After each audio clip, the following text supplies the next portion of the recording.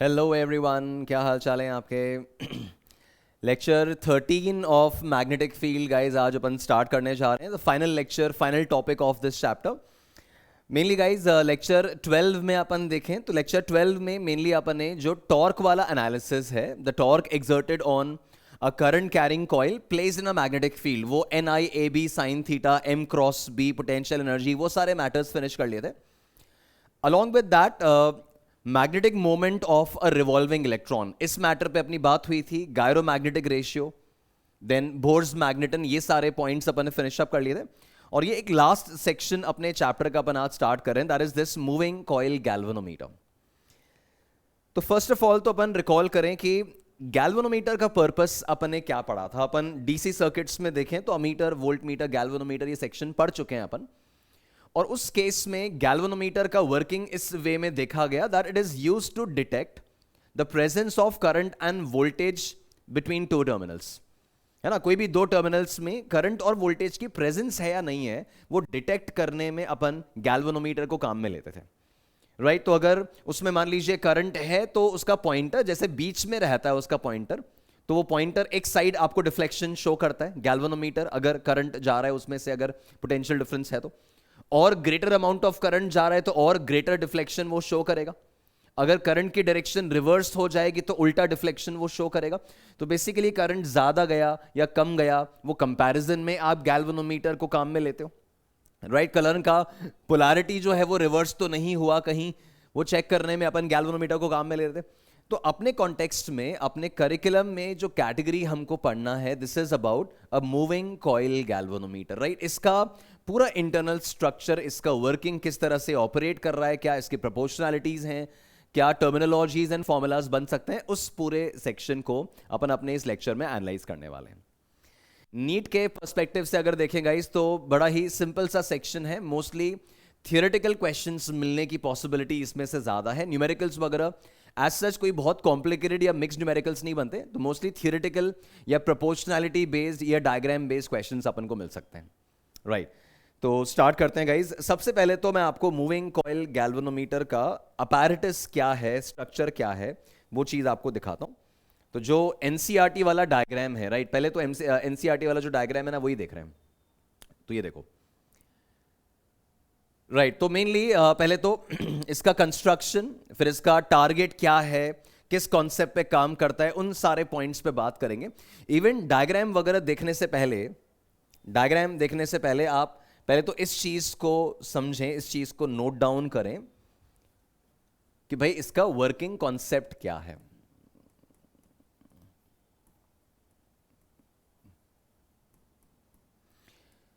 ठीक है, हर अपैरेटस का कोई ना कोई वर्किंग प्रिंसिपल रहता है, कोई ना कोई वर्किंग कॉन्सेप्ट रहता है। तो मूविंग कॉइल गैल्वेनोमीटर किस कॉन्सेप्ट पे, किस पैरामीटर पे, किस थीम पे वर्क कर रहा है ना, पहले वो चीज देख लेते हैं। तो गाइज इसका वर्किंग कॉन्सेप्ट बेसिकली अपना प्रीवियस टॉपिक, जो वो टॉर्क वाला मैटर था ना, वही इसका वर्किंग कॉन्सेप्ट है, ठीक है। तो बच्चों इसमें देखिए, जब एक करंट कैरिंग कॉइल को आप मैग्नेटिक फील्ड में रखते हो तो वो एक टॉर्क एक्सपीरियंस करता है, और टॉर्क एक्सपीरियंस करेगा तो इट माइट रोटेट। यही चीज इसका वर्किंग कॉन्सेप्ट बनेगी, है ना। तो क्या वर्किंग कॉन्सेप्ट है, that when a current carrying coil, when a current carrying coil या current carrying loop is placed in a magnetic field,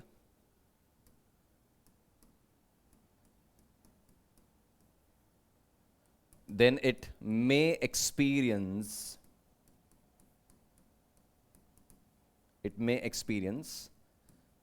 a torque। ठीक है, ये इसका वर्किंग कॉन्सेप्ट रहेगा, ठीक है। तो इसी कॉन्सेप्ट पर ये बेस्ड है, इसकी वर्किंग जो है वो इसी कॉन्सेप्ट पे बेस्ड रहेगी। तो एक तो ये चीज अपन नोट डाउन करें कि इसका वर्किंग कॉन्सेप्ट ये है ना। सेकेंडली अपन क्या चीज एस्टैब्लिश करना चाह रही है, तो मैंने वर्किंग थीम बताया कि करंट कैरिंग कॉइल को अगर मैग्नेटिक फील्ड में रखते हो तो वो मैग्नेटिक फील्ड में रखने के बाद उस पर टॉर्क लगता है, और टॉर्क लगने के बाद उसमें रोटेशन हो सकता है। इस थीम को, हमारा ये गैल्वेनोमीटर का वर्किंग इस पॉइंट को, इस बात को यूज करने वाला है। दूसरा, हम क्या चीज एस्टैब्लिश करने वाले हैं, हमारा टारगेट क्या है। तो टारगेट हमारा ये है कि यार गैल्वेनोमीटर का जो पॉइंटर होगा ना, जो गैल्वेनोमीटर में पॉइंटर होता है, we know that the apparatus, उस गैल्वेनोमीटर में जो पॉइंटर होता है, उस पॉइंटर का जो डिफ्लेक्शन आएगा कि भाई वो कितने एंगल से डिफ्लेक्ट हो रहा है, 10 डिग्री से 20 डिवीजन, 40 डिवीजन, कितने अमाउंट से वो डिफ्लेक्ट हो रहा है ना, that deflection is directly proportional to the current flowing. ये बात हमें एस्टैब्लिश करनी है अपनी थियोरी में, इस चीज को हमें एस्टैब्लिश करना है। टारगेट हमारा ये है कि जैसे मान लीजिए उसमें अगर 2 एम्पियर करंट फ्लो किया या 2 मिली एम्पियर फ्लो किया, तो 2 मिली एम्पियर करंट पे अगर वो पॉइंटर 5 डिवीजन आगे गया था, तो 4 मिली एम्पियर पे वो पॉइंटर 10 डिवीजन, है ना, डबल करंट अगर किया है तो डिफ्लेक्शन डबल होना चाहिए। ये इस्टेब्लिश करना, ये वेरीफाई करना अपना प्राइम टारगेट रहेगा। तो by the end of the topic हम इस चीज को इस्टेब्लिश कर सकेंगे that the deflection of the pointer is directly proportional to current. और ऑब्वियसली होना भी चाहिए कि भाई करंट डबल हो तो उस गैल्वेनोमीटर को देखकर मैं पता तो कर पाऊं कि करंट डबल हो गया है। तो ये अपना टारगेट है। तो ये अपना टारगेट है कि अपन एस्टैब्लिश करना चाह रहे हैं और ये अपन यूज करेंगे, इस थीम को, इस बात को अपन यूज करेंगे, राइट। अब कैसे यूज करेंगे वो चीज देखिए। पहले तो मैंने अभी जो आपके सामने डायग्राम ओपन किया था उसको नोटिस करो। तो गाइज किसी भी एक्सपेरिमेंट में, किसी भी सेटअप में अपन को ये पढ़ना होता है पहले तो वर्किंग प्रिंसिपल। तो इसका वर्किंग प्रिंसिपल क्या है तो ये बता दिया, राइट। फिर इसके बाद उसका कंस्ट्रक्शन कि भाई उसकी बनावट क्या है, उसकी कहानी में क्या क्या यूज होने वाला है, क्या क्या सामान उसमें लगाएंगे, किस तरह से जोड़ेंगे, वो सब पढ़ लेंगे, कंस्ट्रक्शन। फिर बात उसके बाद आएगी उसकी वर्किंग कि भाई वर्किंग में क्या क्या हो रहा है, फॉर्मूलाज क्या क्या इन्वॉल्व है, और फिर लास्ट में कुछ final details, formulas and precautions आ जाएंगे, राइट। तो इसके अंदर सबसे पहले इसका कंस्ट्रक्शन समझते हैं। तो मूविंग कॉइल गैल्वेनोमीटर के कंस्ट्रक्शन में दोस्तों पहले तो ये मैग्नेट्स जो है ना, इस तरह के मैग्नेट्स यूज होंगे, राइट। इन मैग्नेट्स के बीच में अपन एक सिलिंड्रिकल सॉफ्ट आयरन का कोर रख रहे हैं हम। अब इस चीज को विजुअलाइज करने का बेस्ट तरीका, मैं इसका एक और रूप आपको दिखाता हूं, इसका एक और आप स्ट्रक्चर देखो, इस तरह से आप बेटर फील कर पाओगे कि एग्जैक्टली क्या है ये सेटअप, है ना। तो ये देखो, इसको हटाओ, हाँ जी, ये फोटो देखो।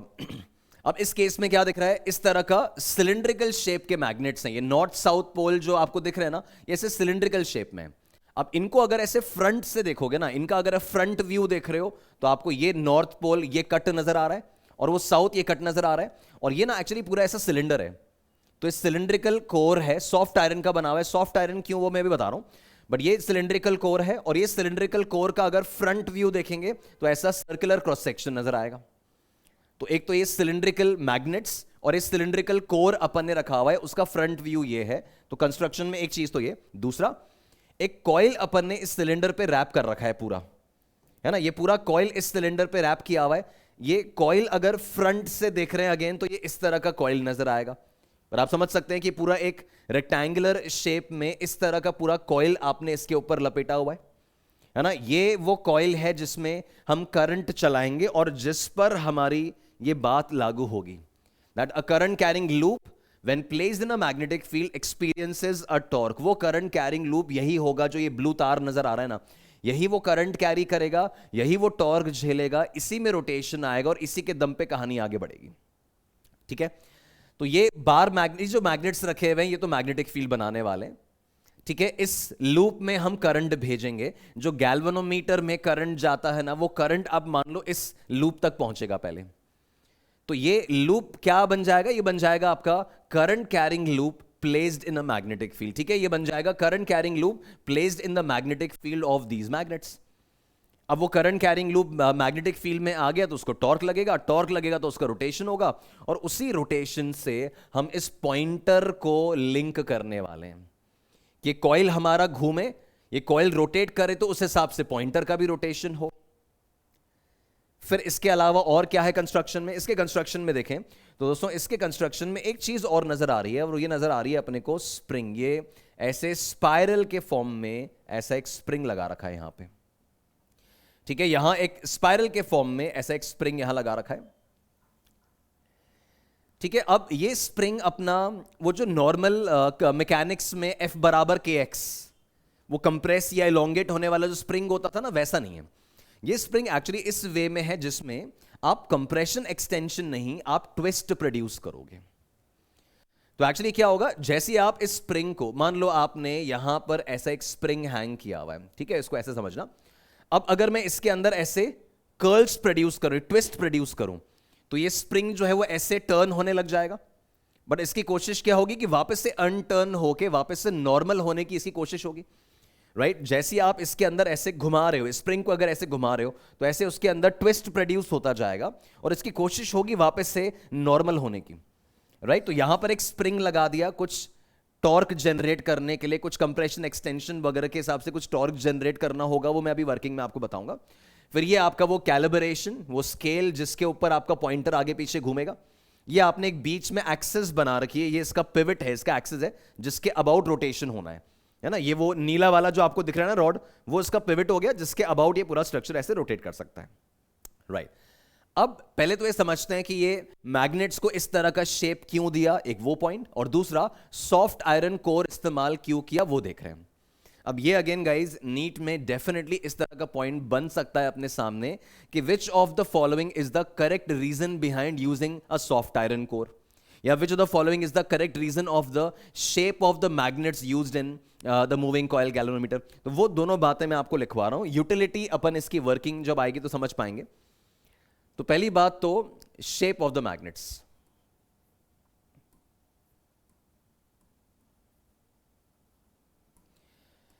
नाउ गाइस, मैग्नेट्स का शेप इस तरह का क्यों लिया, ऐसे सिलिंड्रिकल आकार, इस तरह का शेप क्यों बनाया? So basically the target is to produce a radial magnetic field. The shape of the magnets to produce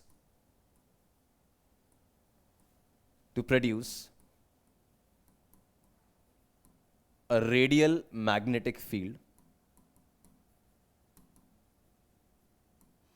ठीक है, रेडियल मैग्नेटिक फील्ड मतलब इस फोटो में देखो, तो ये जो मैग्नेटिक फील्ड आपको नजर आ रहा है इस शेप का, आप देख रहे हैं ये लाइंस नॉर्थ से साउथ की तरफ जानी है, तो इस तरह की मैग्नेटिक फील्ड लाइंस आप देखो ऐसे रेडियस के अलोंग जाती हुई लाइंस, रेडियल फील्ड है तो ये रेडियल फील्ड लाइंस बनानी है। अब यार ये रेडियल फील्ड लाइंस क्यों बनानी है? तो बेसिकली आप देखिए जिस तरह का ये कॉइल है ना, ये नीला वाला जो कॉइल आपको नजर आ रहा है जिसमें करंट जाएगा, जो टॉर्क झेलेगा, उसका एरिया वेक्टर पता करते हैं। सो गाइज अगर ये इस शेप में पड़ा है, इस तरह से पड़ा है, तो इसका एरिया वेक्टर ऐसे परपेंडिकुलरली आएगा। इस वाले कॉइल को देखें तो इसका लूप जो है वो इस तरह से है, बोर्ड के परपेंडिकुलर। आप देखो ये पूरा ऐसा सिलेंडर है अंदर की तरफ, तो बोर्ड के परपेंडिकुलर ऐसा लूप है, इसमें अगर इस वे में करंट जाएगा तो एरिया वेक्टर जो आना है वो इस वे में आना है। थोड़ा समझने की ट्राई करना, ये इस तरफ है, इसका एरिया वेक्टर आएगा। और रेडियल मैग्नेटिक फील्ड जो है, आप देखो रेडियल मैग्नेटिक फील्ड के एरोज ऐसे जा रहे हैं, तो मैग्नेटिक फील्ड और एरिया वेक्टर के बीच में 90 डिग्री एंगल मेंटेन करने का उद्देश्य था। क्यों था वो अभी मैं वर्किंग में आपको समझाऊंगा, पर अभी पहले आप ये लॉजिक समझ लो कि मैं इस तरह के मैग्नेट्स क्यों यूज कर रहा हूं। इस तरह के मैग्नेट्स इसलिए यूज हो रहे हैं ताकि रेडियल मैग्नेटिक फील्ड बने, ये पॉइंट भूलना नहीं है। और रेडियल मैग्नेटिक फील्ड क्यों बनाना चाह रहे हैं? ताकि ये जो मैग्नेटिक फील्ड की लाइनें हैं और इसका कर्ल रूल के हिसाब से जो एरिया वेक्टर आ रहा है, उनके बीच में ऐसे 90 डिग्री एंगल मिल जाए।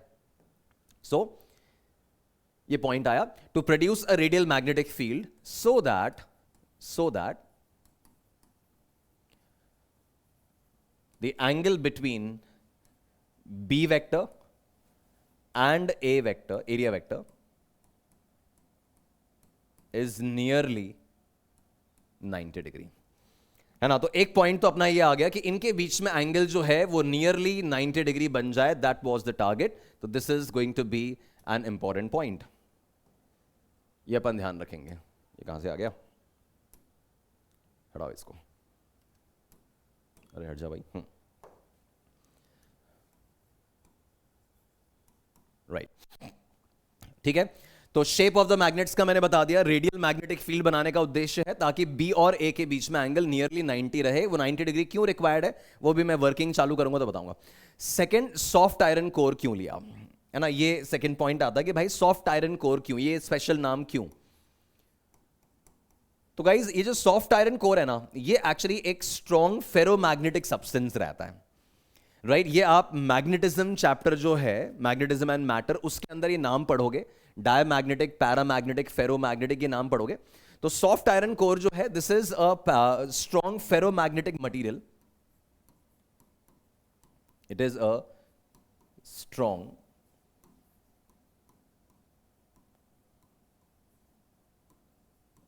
ferromagnetic material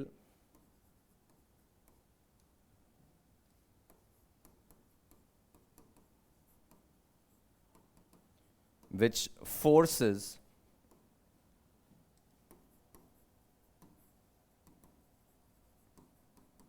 the field lines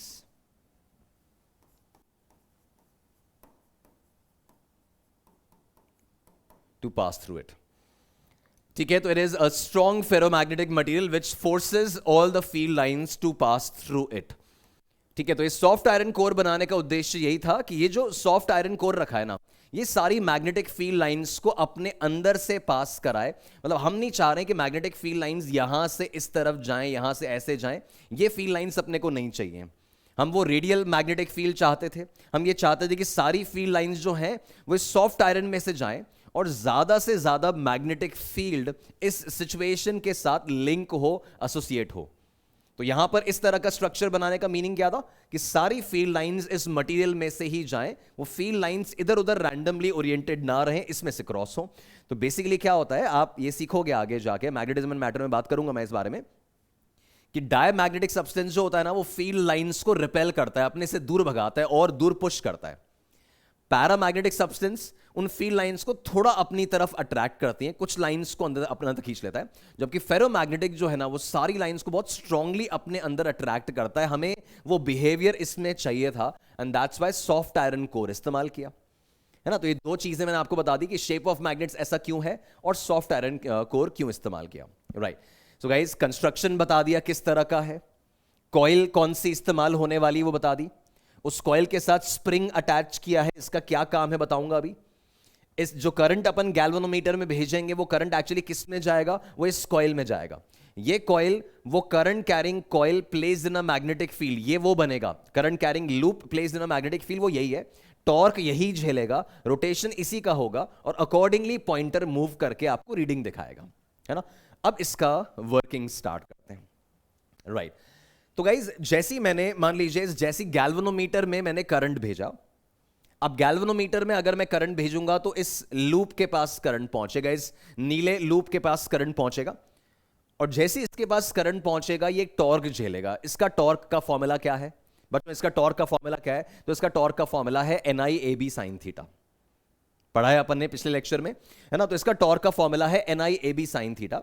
अब ये NIAB sin थीटा में थीटा क्या है, तो ये मैंने अभी आपको बताया था कि आपने मैग्नेटिक फील्ड ही इस तरह का बना रखा है, आपने स्ट्रक्चर ही इस तरह का रेडी किया है कि मैग्नेटिक फील्ड और एरिया वेक्टर, मैग्नेटिक फील्ड कौन सा जो मैग्नेट्स ने बनाया है, और एरिया वेक्टर कौन सा जो इस करंट कैरिंग लूप का एरिया वेक्टर है. तो आपने स्ट्रक्चर ही ऐसा तैयार किया है कि भाई B और A के बीच में 90 डिग्री एंगल आए. तो अगर 90 डिग्री एंगल आया तो टॉर्क आपका हो जाएगा NIAB sin 90.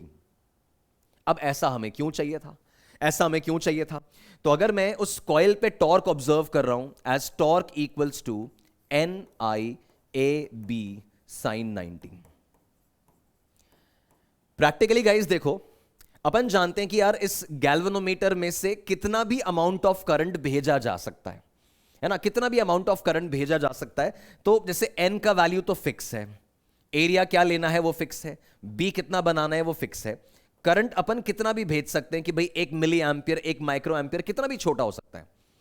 अब मान लो अगर ये एंगल 90 डिग्री नहीं है, कुछ और एंगल है, मान लो 5 डिग्री है, 10 डिग्री है, स्मॉल एंगल है, तो अगर मान लो एरिया और मैग्नेटिक फील्ड के बीच में 5, 10 डिग्री, 15 डिग्री एंगल हुआ, तो यार एक तो करंट आपने बहुत छोटा भेजा है, 2 माइक्रो एम्पियर करंट भेजा है, 10⁻⁻⁶ वाला भेजा है.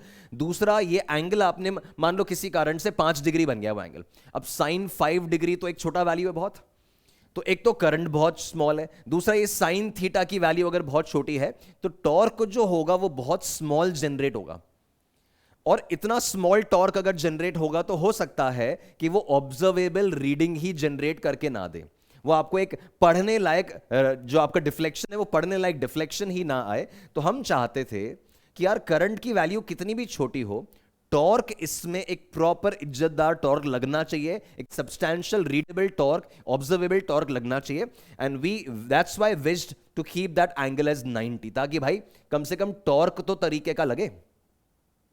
सो एक रेडियल मैग्नेटिक फील्ड बनाया ताकि B और A के बीच में 90 डिग्री एंगल मिले और टॉर्क जो हो वो प्रॉपर से प्रॉपर, एक बढ़िया से बढ़िया टॉर्क जनरेट हो जाए. राइट. सो बेसिकली वापस उस बात पे आते हैं कि मैंने इसके अंदर मान लो एक करंट भेजा, अब करंट भेजने से उसके ऊपर एक टॉर्क एग्जर्ट हुआ। मैंने यहां पे कुछ कुछ थ्योरी रेडी रखा है ताकि आपका थोड़ा राइटिंग पार्ट कम हो इसके अंदर, है ना। तो सिंस थियोरी बहुत सारा है इसके अंदर। So the moving coil galvanometer consist of a multi turn coil free to rotate about a vertical axis, वो सब बता दिया मैंने आपको। In a uniform radial magnetic field, वो बता दिया। There is a cylindrical soft iron core to increase the sensitivity of the moving coil, बता दिया आपको। Then when the current flows through the coil a torque acts on it, और वो torque कितना है, NIAB, और साइन 90 हो गया, ठीक है। अब जैसे ही इस पे टॉर्क लगेगा ना, ये टॉर्क लगने की वजह से दिस कॉइल ब्लू वाला इट स्टार्ट्स रोटेटिंग। अब देखिए गाइस, जैसे ये रोटेट करेगा ना, इसके रोटेट करते ही इस स्प्रिंग के अंदर एक ट्विस्ट प्रोड्यूस होगा। जो स्प्रिंग लगा रखी है ना, वो स्प्रिंग ऐसी, जैसे इसको आप घुमा रहे हो, इसको घुमाते इस स्प्रिंग के अंदर एक ट्विस्ट प्रोड्यूस होगा, और वो जो ट्विस्ट प्रोड्यूस होगा स्प्रिंग में, वो उसको एक एंटी टॉर्क देगा। आप इसको ऐसे इमेजिन करो कि आपने अगर इस सिलेंडर हैंग किया हुआ है मैग्नेट्स के बीच में, और सिलेंडर के साथ यहां पे आपने एक स्प्रिंग लगा रखी है। अब जैसे इसका रोटेशन होगा, जैसे इसका रोटेशन होगा, तो स्प्रिंग के अंदर भी रोटेशन हो रहा है। इसको अब अगर आप ऐसे घुमाओगे, ऐसे घुमाओगे तो एक सर्टेन अमाउंट तक तो घूम रहा है, बट जैसे रिलीज करोगे तो ऐसे वापस घूमने की टेंडेंसी बनेगी। तो ये जो स्प्रिंग है ना, ये बेसिकली इसको काउंटर टॉर्क देने के लिए लगाई है। अब अगर ये नॉर्मल स्प्रिंग हमारा F बराबर KX जैसा होता, कंप्रेशन एक्सटेंशन वाला, तब तो मैं फोर्स की बात करता। बट यहां हमारा फोर्स प्रोड्यूस करना उद्देश्य नहीं है, यहां पे हमें टॉर्क प्रोड्यूस कराना था। गाइज, इस कॉइल के ऊपर एक टॉर्क लग रहा है ना, तो ये कॉइल पे जो टॉर्क लग रहा है NIAB साइन थीटा, उसको काउंटर करने के लिए, उसको रोकने के लिए, अपोज करने के लिए आपका ये स्प्रिंग जो है वो भी एक काउंटर टॉर्क बनाएगा। तो जैसे F equals to KX force होता था, तो फोर्स की जगह तो आ गया टॉर्क, K की जगह यहां पर K आ जाएगा। वो K पहले होता था स्प्रिंग कांस्टेंट, यहां ये K होगा टॉर्शनल कांस्टेंट, कि इसमें कितना ट्विस्ट प्रोड्यूस कर सकते हैं या नहीं कर सकते, स्प्रिंग का प्रॉपर्टी है, उसको टॉर्शनल कांस्टेंट बोलते हैं। तो F बराबर KX की जगह ये बन रहा है torque equals to K phi, और फाई क्या है, फाई इज द ट्विस्ट, कि कितना एंगल से घूमा, कितना उसके अंदर रोटेशन प्रोड्यूस कर पाए, वो फाई हो गया। तो बेसिकली स्प्रिंग हमें क्यों चाहिए? स्प्रिंग हमें इसलिए चाहिए कि जब मैग्नेटिक फील्ड के कारण इस पर टॉर्क लगे और टॉर्क के बाद ये घूमे, ये रोटेट करे, तो इसके रोटेशन को रोकने वाला भी तो कोई चाहिए ना। ऐसा थोड़ी कि इसको रोटेशन करा दिया बस और ये घूमती रही। अपन को अल्टीमेटली इस कॉइल पर जब टॉर्क लग रहा है, तो इस टॉर्क को बैलेंस करने वाला भी कोई चाहिए। तो जैसे ही ये यहां पे रोटेट किया, मैग्नेटिक फील्ड के टॉर्क के कारण ये रोटेट किया, स्प्रिंग ने काउंटर टॉर्क लगाया और एक सर्टेन एंगल पे जाके उसको रोक दिया। तो जहां पर भी स्प्रिंग का टॉर्क और मैग्नेटिक फील्ड का टॉर्क बैलेंस होगा, वहां पे आपके कॉइल रुक जाएगी, वहां पे आपका पॉइंटर रुक जाएगा। पॉइंटर को रोकना भी तो पड़ेगा। ऐसा थोड़ी है कि इसके ऊपर टॉर्क लगा के छोड़ दिया, अभी रोटेट करता रहा तो पॉइंटर भी इंडेफिनेटली घूमता गया, वो तो नहीं कर सकते ना। तो अपन को ये इंश्योर करना था कि एक सर्टेन एंगल पर वो कॉइल रोटेट करने से रुके, ताकि अकॉर्डिंगली पॉइंटर भी एक डिफ्लेक्शन पे जाके हॉल्ट हो जाए।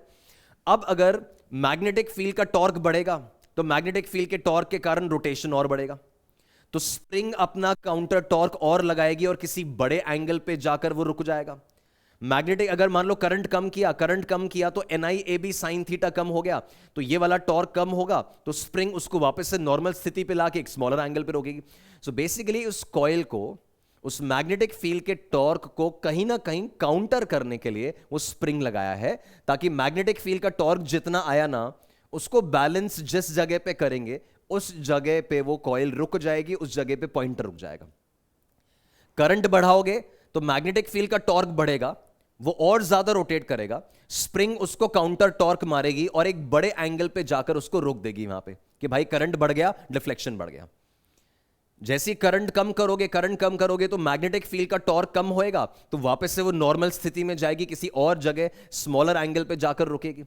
सो बेसिकली ये जो अपन टॉर्क लिख रहे हैं, torque by magnetic field, torque by magnetic field, वो तो आ गया NIAB साइन 90, तो ये NIAB आ गया। और जो टॉर्क बाय स्प्रिंग आ रहा है ना, वो टॉर्क बाय स्प्रिंग होगा K5। जैसे मैंने बताया, फोर्स ऑफ स्प्रिंग तो होता था KX, फोर्स का रोटेशनल एनालॉग टॉर्क, K की जगह टॉर्शनल कांस्टेंट आ गया और X की जगह फाई आ गया, एंगल आ गया। अब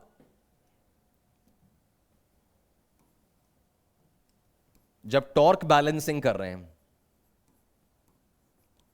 भाई जब तक टॉर्क बैलेंसिंग नहीं होगी तब तक वो कॉइल हमारा पॉइंटर रुकेगा नहीं ना, वो तो घूमता रहेगा, उसको रोकना तो पड़ेगा ना एक एंगल पे। तो रोकने के लिए NIAB, ये जो टॉर्क मैग्नेटिक फील्ड ने लगाया था, ये एक सर्टेन K फाई के साथ जाके जहां बैलेंस होगा उस जगह आपका कॉइल, आपका पॉइंटर स्टॉप हो जाएगा, उस डिफ्लेक्शन पे जाके आपका पॉइंटर स्टॉप हो जाएगा। इन दिस फोटो आप देखो, उस डिफ्लेक्शन पे जाके वो पॉइंटर स्टॉप हो जाएगा। ठीक है, तो यहां से NIAB equal to K phi लिखा। अब आप देखो यहां से फाई की वैल्यू क्या आ रही है, तो फाई की वैल्यू आ गई NBA, इसको रीअरेंज कर लेता हूं, NBA upon K times I। ये आ रहा है, this phi is NBA upon K times I। और एक्चुअली हमारा उद्देश्य जो था वो यही था, हमें फाई का डिफ्लेक्शन की बात हमें डिराइव करनी थी, डिफ्लेक्शन मैंने डिराइव किया। गाइस आप देखें तो ये NBA बाय K, ये सब तो कांस्टेंट है, ये सब कांस्टेंट है, इसका मतलब फाई जो है वो करंट के डायरेक्टली प्रोपोर्शनल प्रूव हो गया जैसा अपन चाहते थे। ठीक है, phi is basically the twist जो स्प्रिंग में आया था कॉइल के रोटेशन की वजह से, सिलेंडर के रोटेशन की वजह से, पॉइंटर के घूमने के कारण जो डिफ्लेक्शन जो फाई उस स्प्रिंग में आया था वो फाई है। तो वो काउंटर टॉर्क बना रहा है, उसको वापस धकेलने की कोशिश कर रहा है, जहां वो बैलेंस होंगे वहां वो पॉइंटर रुक जाएगा। तो मैग्नेटिक फील्ड का टॉर्क स्प्रिंग के साथ बैलेंस हुआ, तो NIAB को K फाई से बैलेंस किया, दिस NIAB को K फाई से बैलेंस किया। ठीक है, where K is the torsional constant of the spring कहलाता है। मैंने बोला था ये जो पहले F बराबर KX में K था वो तो स्प्रिंग कांस्टेंट था। यहां मैं वो कंप्रेशन एक्सटेंशन की बात नहीं कर रहा हूं, मैं फोर्स की बात नहीं कर रहा हूं, मैं टॉर्क की बात कर रहा हूं। तो ये टॉर्शनल कांस्टेंट कहलाएगा स्प्रिंग का। तो जैसे मैंने बोला था कि फील्ड रेडियल है तो we have sine theta approximately 1 because 90 degree है। स्प्रिंग जो है वो काउंटर टॉर्क लगाएगा, that balances the magnetic torque resulting in a steady angular deflection, और उसके बाद इक्विलिब्रियम में ये स्थिति मिल जाएगी। इक्विलिब्रियम मतलब टॉर्क बैलेंसिंग हो गया। ठीक है, तो उसके हिसाब से आप फाई कितना निकल रहा है, तो NBA by K times I, NBA by K times I।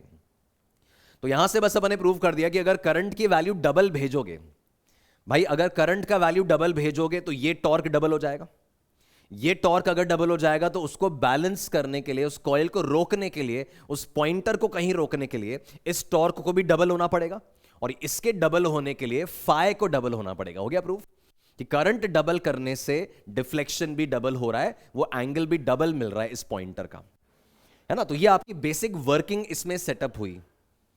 अब इस वर्किंग में ये आ गया, it is the restoring torque per unit twist. अब ये जो नेक्स्ट पॉइंट मैं आपको बता रहा हूं इसके आगे, राइट, इसमें गाइज बेसिकली 3 टर्म्स हमें ऐड करने होते हैं इस मूविंग कॉइल गैल्वेनोमीटर में। तो डिफ्लेक्शन की बातें तो हो गई, इसमें मैंने phi proportional to I prove कर दिया, बट इसकी स्टोरी में 3 मेन टर्म्स हैं जो हमें ध्यान रखना है।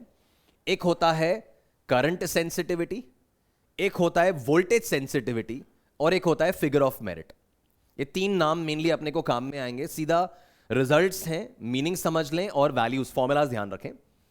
तो जैसे मैंने बोला, एक तो है करंट सेंसिटिविटी,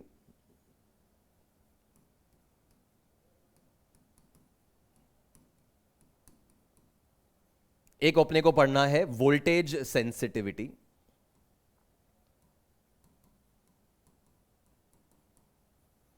और एक आएगा फिगर ऑफ मेरिट।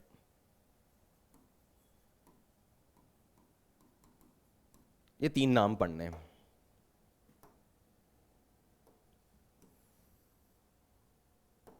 ठीक है, अब इसमें किसका क्या मीनिंग है वो देख लेते हैं। तो करंट सेंसिटिविटी का क्या मतलब है, ये सबसे पहले अपने को करंट सेंसिटिविटी जो लिखा हुआ है वो ये है, this is the current sensitivity. ये जो नाम आपको दिख रहा है ये करंट सेंसिटिविटी के बारे में ही है।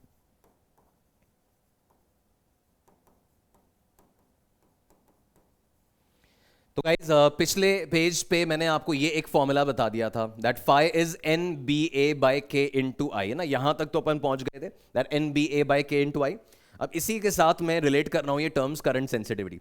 करंट सेंसिटिविटी का मतलब है it is basically the deflection per unit current. मतलब 1 एम्पियर करंट भेजने से उसका पॉइंटर कितना डिफ्लेक्ट हो रहा है, पर एम्पियर कितना डिफ्लेक्शन मिलने वाला है, पॉइंटर कितना डिवीजन आगे बढ़ेगा, उसको करंट सेंसिटिविटी बोलते हैं। गाइस वो ज्यादा सेंसिटिव कब कहलाएगा, जब वो पर एम्पियर ज्यादा डिफ्लेक्शन शो कर रहा है, तो उसको करंट सेंसिटिविटी बोल रहे हैं कि भाई it is very sensitive to current. छोटा छोटा करंट भी भेजोगे तो बहुत ज्यादा पॉइंटर आगे भाग जाता है, तो उसको करंट सेंसिटिविटी कहा जा रहा है। तो करंट सेंसिटिविटी का मतलब है the deflection per unit current. ना दोस्तों, डिफ्लेक्शन पर यूनिट करंट, नाम से समझ में आ रहा है कि मीनिंग क्या निकलना चाहिए। डिफ्लेक्शन, डिफ्लेक्शन किसको कह रहे हैं? फाई को। और पर यूनिट करंट मतलब phi upon I. The deflection per unit current, ये आपका करंट सेंसिटिविटी कहलाता है। तो अब यहां से अपन देखें तो फाई अपॉन आई का वैल्यू कितना आ रहा है? तो this is N A B by K या N B A by K, what ever एवर। तो ये फाई अपॉन आई, इसको अपन बोल रहे हैं द करंट सेंसिटिविटी।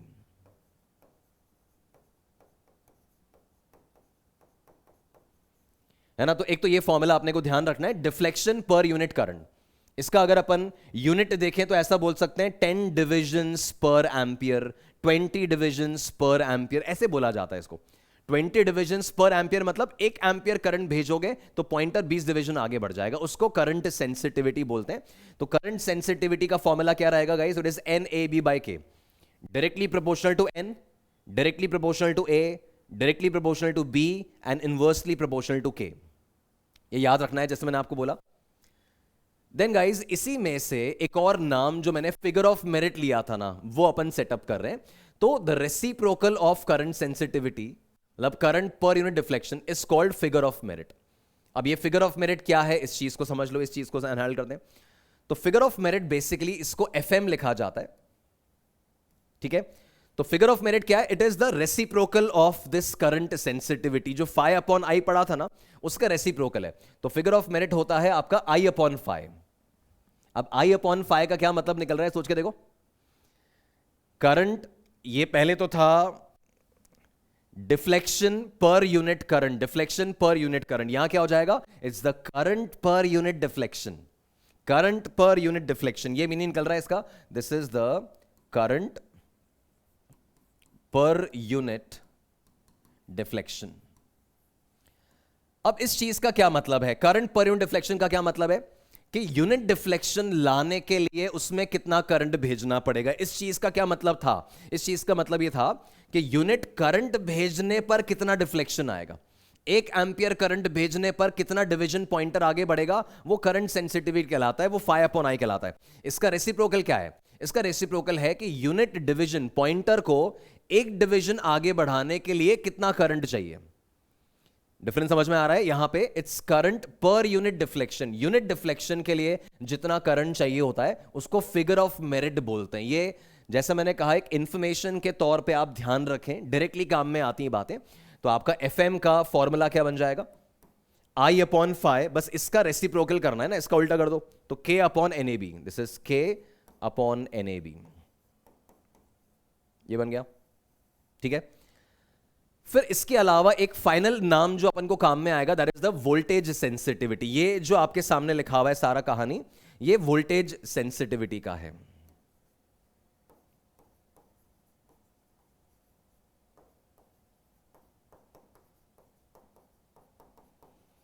ठीक है, मीनिंग अपने को वैसे ही समझ में आ रहा है। वोल्टेज सेंसिटिविटी का मतलब है the deflection per unit volt.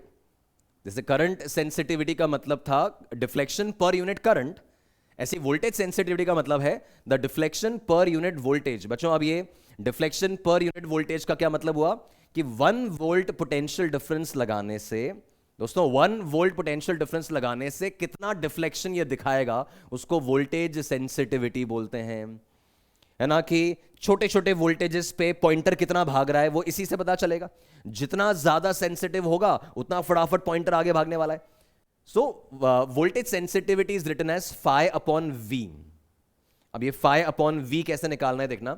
अपने फाई का एक्सप्रेशन क्या पढ़ा था? अपने पढ़ा था एन बी ए बाय के टाइम्स आई, ठीक है। नाउ गाइज, मैंने इसमें से पहले तो करंट सेंसिटिविटी बनाया। तो करंट सेंसिटिविटी के लिए मैंने क्या लिखा? फाई अपॉन आई लिखा, डिफ्लेक्शन पर यूनिट करंट। तो वो कितना आ गया आपका? एन बी ए बाय के आ गया, ठीक है। फिर मैंने आपको फिगर ऑफ मेरिट बताया। तो फिगर ऑफ मेरिट मैंने आपको बताया I upon phi, the current per unit deflection. तो इसका रेसिप्रोकल बन गया, तो ये बन गया के अपॉन एन बी ए। और तीसरा मैं आपको बता रहा हूं वोल्टेज सेंसिटिविटी। वोल्टेज सेंसिटिविटी का मतलब है phi upon V, the deflection per unit voltage. अब यार फाई अपॉन वी में यहां तो वी है नहीं, तो जब फाई को वी से डिवाइड करूंगा ना, यहां वी से डिवाइड करूंगा, तो ये क्या बन जाएगा? ये बन जाएगा एन बी ए बाय के इंटू आई अपॉन वी, ठीक है ना। इसको आपने जब इधर v से डिवाइड किया है, यहां फाई को v से डिवाइड किया है, तो v इधर भी डिवीजन में आया तो वहां डिवाइड किया। अच्छा फिर आप देखो यार, ये जो I अपॉन वी है ना, I तो गैल्वेनोमीटर में से जाने वाला करंट है और V गैल्वेनोमीटर के अक्रॉस आने वाला पोटेंशियल डिफरेंस है। तो I अपॉन वी जो होगा वो क्या बन जाएगा, 1/r। भाई V equal to I R लिख सकते हैं ना, तो इस V को अगर आई आर लिखूंगा तो I कैंसिल होके ये R बचेगा ना, तो यहां से फाई अपॉन वी का फॉर्मूला क्या बन गया, इट इज NBA/K। ये तो ठीक है ना, बट I अपॉन वी को अपन लिख सकते हैं 1/R, 1 बाय रेजिस्टेंस। तो this becomes your formula for voltage sensitivity. ये आपका वोल्टेज सेंसिटिविटी का रिजल्ट बन गया, ठीक है। तो ये आपका करंट सेंसिटिविटी था, ये जो एक्सप्रेशन बनाया हुआ था ये करंट सेंसिटिविटी का है। ये जो एक्सप्रेशन बनाया था ये फिगर ऑफ मेरिट का बना हुआ था, और ये फिर अपन ने वोल्टेज सेंसिटिविटी का टर्म बना लिया जो रेजिस्टेंस की डिपेंडेंसी पे आ गया, राइट। सो इफ जैसे इसके अंदर आ गया तो ये आपका NBA/K और 1/R, राइट। अब इसमें फिर ऐसा सवाल बनता है कि भाई विच ऑफ द फॉलोइंग, जैसे इस तरह का क्वेश्चन बन सकता है that which of the following will increase the current sensitivity. 4 options दे दिए आपको कि भाई इनमें से कौन कौन सी वजह से करंट सेंसिटिविटी बढ़ सकता है। Now you just need to know the formula. यार करंट सेंसिटिविटी NBA/K, तो ये 3 से डायरेक्टली प्रोपोर्शनल है, तो भाई इन तीनों में से कुछ भी बढ़ाओगे तो करंट सेंसिटिविटी बढ़ेगी, और इसको कम करोगे तो करंट सेंसिटिविटी बढ़ेगी। ऐसी फिगर ऑफ मेरिट कैसे कैसे बढ़ सकता है, कैसे कैसे कम हो सकता है, वो ध्यान रहना चाहिए। और तीसरा, वोल्टेज सेंसिटिविटी को बढ़ाने घटाने के क्या फंडे हैं वो फॉर्मूले से निकल जाएगा, है ना। तो it is as simple as that. तो क्या सीखे, मैग्नेटिक फील्ड के जब करंट कैरिंग कॉइल जब मैग्नेटिक फील्ड में था तो उसके करंट पहले टॉर्क लगा, टॉर्क हो गया NIAB sin theta. Radial magnetic field से हमने इंश्योर किया कि थीटा 90 रहे, तो टॉर्क हो गया NIAB। उसके कॉइल के घूमने की वजह से स्प्रिंग जो था हमारा उसके अंदर ट्विस्ट आया, वो ट्विस्ट जो है उसके कारण उसने काउंटर टॉर्क दिया, और काउंटर टॉर्क जहां मैग्नेटिक फील्ड वाले टॉर्क को बैलेंस करेगा वहां कॉइल रुकेगी। वहां कॉइल को रोकना है ना कहीं तो कॉइल रुकेगी और पॉइंटर रुकेगा। तो वो आप रीडिंग ले लोगे, भाई ये पॉइंटर की रीडिंग ले ली, ठीक है। तो इक्वेशन बनी NIAB and that is equals to K phi. वहां से फाई का एक्सप्रेशन बना, और फाई का एक्सप्रेशन बनने के बाद उसमें से अपन ने 3 कहानियां जनरेट कर ली। इस phi upon I, I upon phi, phi upon V, ये अलग अलग 3 नाम जनरेट कर लिए, ठीक है। आ गया समझ में। अब देखो सवाल देखो, तो बच्चों सवाल में कह रहा है a galvanometer has a square coil of 200 turns with side of length 2.5, square है, साइड लेंथ दे दिया। The radial magnetic field strength is 0.05 tesla and normal to the vertical sides, normal to the vertical sides. तो अपने आप वो indication आता है कि भाई रेडियल मैग्नेटिक फील्ड है तो एरिया और मैग्नेटिक फील्ड के बीच में 90 डिग्री एंगल बन जाएगा। आपका हेडेक नहीं है कि भाई थीटा क्या लेना है, ठीक है। द टॉर्शनल कांस्टेंट मतलब K, then the angular deflection produced by the current of 10 milli ampere. Angular deflection मतलब फाई, वो पॉइंटर कितना डिफ्लेक्ट हुआ ना उसको एंगुलर डिफ्लेक्शन बोल रहे हैं, उसको फाई बोल रहे हैं कि कितने एंगल से घूमेगा। तो बस हमारे पास सीधा जो रिजल्ट था that phi is NBA/K times I, यही था, ठीक है। अब इसमें नंबर ऑफ टर्न्स 200 दे रखे हैं तो ये 200, देन B मैग्नेटिक फील्ड कितना है तो 0.05 टेस्ला, तो 5 into 10 power minus 2 tesla. Then A area कितना होगा तो it's a square of side length 2.5, तो this is 2.5 rather side square करेंगे ना तो ये 6.25 हो जाएगा, और सेंटीमीटर था स्क्वायर होने वाला ना तो 10 power minus 4, तो ये NBA अपॉन K। K कितना है आपको 2 into 10 power minus 8 दे रखा है, 2 into 10 power minus 8 दे रखा है, ये आ गया। अब इसको फर्दर अपन सिंप्लीफाई करें तो देखो कहां तक पहुंचेंगे, तो ये 2 एडजस्ट हो गया, 10 power minus 2 और 10 power 2 ये कैंसिल हो गए, ठीक है। 5 into 6.25 और 10 power minus 4, तो ये आपका 10 to the power minus 8 जो है वो ऊपर जाना है। मैंने और कुछ पॉइंट, अच्छा ये करंट 10 मिली एम्पियर है, और ये I भी तो लिखना है भाई, ये 10 मिली एम्पियर 10 power minus 3, अब हुआ ना सेट। तो ये आपका 2 एडजस्ट हो गया था जैसे मैंने बोला, 10 power minus 2 ये कैंसिल हो गया, तो इफेक्टिवली कैंसिल करते जाएं तो ये हटा, ये हटा, ये हट गया, ठीक है। अब ये 10 power minus 4 और ये 10 power minus 3 में 10 power minus 1 minus 7 बन गया, ये 10 पावर -7 और ये ऊपर आया तो 10 पावर 1 100 बचा, तो उसके हिसाब से ओवरऑल वैल्यू जो है वो कुछ 3 डिग्रीज के आसपास आ रही है ना। साइड लेंथ दे रखा था आपको 6.25 किया, 10 पावर -4 आ गया, वो ठीक है बिल्कुल। और बी हमें दे रखा था 0.05 टेस्ला, वो ठीक है। के अपने को देखा है 2 × 10 पावर -8, वो लगा लिया मैंने। और डिग्रीज में आना है तो ये आपका 30 पॉइंट समथिंग ना 3.1 आ रहा है, तो ये इफेक्टिवली 3.1 डिग्रीज बन जाएगा, ये आपका 3.1 डिग्रीज। बाकी तो ऑफ कोर्स अप्रोक्सीमेट कैलकुलेशन कर लिया मैंने, तो ये 3.1 डिग्रीज आ रहा है। This is going to be the answer. हो गया सॉल्व, राइट। तो इस तरह के मैटर्स बेसिकली सीधा फॉर्मूला बेस्ड है ना, phi equal to NBA/K into I करना था, बस डेटा उसके अंदर सब्स्टिट्यूट किया है। ये 5 × 6 30 समथिंग वाला फैक्टर बच रहा है, तो ये एक ही पॉसिबल ऑप्शन था, वो बन रहा है अपना, राइट। तो सीधा फॉर्मूला अप्लाई किया। फिर नेक्स्ट देखो, ये कह रहा है which one of the following modifications may increase the sensitivity of a moving coil galvanometer. Now guys, जब ओनली सेंसिटिविटी लिखता है ना, तो करंट सेंसिटिविटी मान के चलना है। जब ओनली सेंसिटिविटी लिखा है मतलब करंट सेंसिटिविटी की बात हो रही है, φ/I की बात हो रही है। तो φ/I कितना था, वो था NBA/K, NBA/K, right. So bye using a spring of smaller torsional constant, sensitivity बढ़ानी है तो spring of smaller torsional constant मतलब K अगर छोटा करेंगे तो सेंसिटिविटी बढ़ेगा, तो फर्स्ट वे तो सही है साहब। Bye using a smaller coil, area अगर छोटा करेंगे तो काम नहीं चल पाएगा, सेंसिटिविटी कम हो जाएगी, नहीं चलेगा। Bye using a stronger magnet, stronger magnet मतलब B ग्रेटर लेंगे तो चलेगा, अपने को स्ट्रॉन्गर मैग्नेट चलेगा, सही है बिल्कुल। By using a coil having a fewer number of turns, number of turns कम करेंगे तो गड़बड़ हो जाएगा। तो इस सेंसिटिविटी बनाने में पहला और तीसरा मेथड काम में आ रहे हैं, तो first and third only, simple.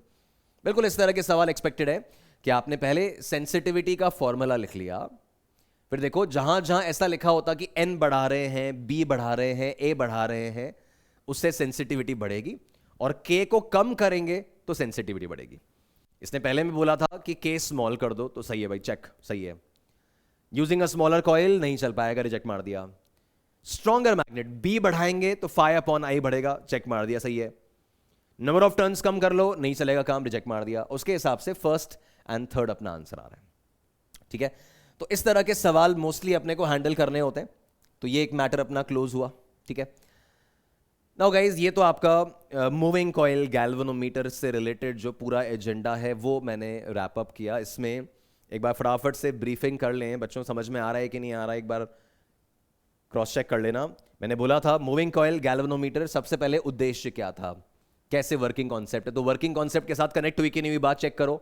Current carrying coil magnetic field में रखने पे टॉर्क लगता है, इसी बात को यूज किया अपने पूरी कहानी में, ठीक है। फिर टारगेट मैंने क्या बोला था, φ/I इस्टेब्लिश करेंगे, कर दिया लास्ट में φ/I इस्टेब्लिश। फिर आए थे कंस्ट्रक्शन पे। कंस्ट्रक्शन में ये मैग्नेट्स इस्तेमाल किए थे, ये शेप ऑफ मैग्नेट क्यों लिया, रिकॉल करते जाओ, मन में आंसर करते जाओ मेरी बातों का। इस तरह का शेप क्यों लिया, ताकि रेडियल मैग्नेटिक फील्ड बने। रेडियल मैग्नेटिक फील्ड क्यों चाहिए, ताकि B और A के बीच में 90 डिग्री एंगल आए। B और A के बीच में 90 डिग्री एंगल क्यों चाहिए, ताकि NIAB साइन थीटा में टॉर्क अच्छे से अच्छा बनाया जा सके। देन सॉफ्ट आयरन कोर इस्तेमाल क्यों किया, सॉफ्ट आयरन कोर इसलिए इस्तेमाल किया ताकि वो फेरोमैग्नेटिक सब्सटेंस जो उसकी प्रॉपर्टी होती है ना, कि वो सारी फील्ड लाइंस को अपने में से पास करवाएगा, तो ज्यादा से ज्यादा फील्ड लाइंस को यूज कर रहा है और रेडियल फील्ड को और इंश्योर कर रहा है और स्ट्रेंथन कर रहा है, वो बात काम में आ गई। स्प्रिंग का रोल क्या था, स्प्रिंग में ट्विस्ट आएगा और वो कॉइल जो घूम रही थी ना, उस कॉइल को एक सर्टेन एंगल पे डिफ्लेक्शन पे रोकेगा, तो वो कॉइल के थ्रू ही एक सर्टेन एंगल पे जाके रुक रही है, ऐसे रैंडमली घूमती नहीं रहेगी, एक सर्टेन एंगल पे जाके रुकेगी, स्टेडी डिफ्लेक्शन पे रुकेगी, राइट। तो इक्वेशन बनी NIAB साइन 90 बराबर K फाई, वहां से फाई का फॉर्मूला बना, उसके बाद φ/I, I/φ एंड φ/V, ये तीन नाम सेटअप कर लिए जो बताया मैंने।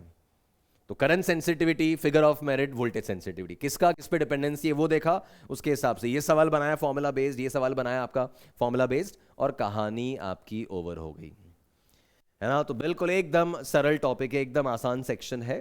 तो गाइज यहां तक का पोर्शन अब आप फिनिश कीजिए, अपना चैप्टर ये ओवर हो गया। इसमें जो एग्जाम्पल्स मुझे और कराने हैं, कुछ मिसलेनियस प्रॉब्लम्स, कुछ और मिक्स्ड सवाल, थोड़ी और प्रैक्टिस में इसमें आपको एक और लेक्चर के फॉर्म में रिलीज करूंगा, जिसमें पूरे चैप्टर के मिक्स क्वेश्चंस आ जाएंगे। तो बहुत सारे अलग अलग कैटेगरी ऑफ क्वेश्चंस अपन पिक करेंगे, थोड़ी और प्रैक्टिस इसके अंदर करेंगे, थोड़ा और रिगरसली इसमें ट्रेन हो जाएंगे, एंड फिर आराम से इंश्योर कर पाएंगे कि नीट में आने वाला इस चैप्टर का सवाल आप लोग फोड़ पाओ। ठीक है, तो यहां तक का पूरा पोर्शन फिनिश करके रखो। लेक्चर 1 से लेके लेक्चर 13 तक पूरा रैप अप कर लो। मैंने कहा था थियोरी पे जितना सॉलिड कमांड होगा न्यूमेरिकल्स में उतना फ्लो नजर आएगा, उतना शानदार पकड़ नजर आएगी। तो इतना पोर्शन फिनिश करके रखो। नेक्स्ट लेक्चर में जब मिलूंगा तो बहुत सारे सवालों के साथ, बहुत सारी प्रैक्टिस के साथ, मजेदार क्वेश्चन के साथ, PYQs के साथ अपन मुलाकात करेंगे और चैप्टर को पूरी तरह से रैप अप कर देंगे। ठीक है, तो यहां तक का पोर्शन फिनिश करके रखें। अगली बार मिलते हैं अपन। Thank you, have a nice day.